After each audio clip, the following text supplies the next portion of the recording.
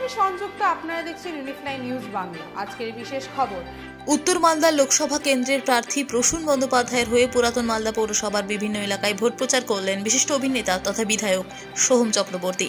সঙ্গে ছিলেন রাজ্যসভার সাংসদ মৌসম নূর, পুরাতন মালদহ পৌরসভার chairman Kartik Ghosh, vice chairman Safikul Islam, তৃণমূলের জেলা সভাপতি আব্দুর রহিম বক্সি, সহ সম্পাদক দুলাল সরকার সহ বিশিষ্ট জনেরা।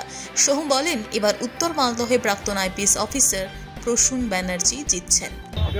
আর আইপিএস উনি ছিলেন, যখন উনি আইপিএস ছিলেন তখন আমার দাদা ছিল, আগামী দিনে আমাদের মাননীয় সাংসদ হতে চলেছেন, তখন আমার দাদা উনি তো সিরিয়ালও করেন। কি বলবেন মালদার মানুষকে?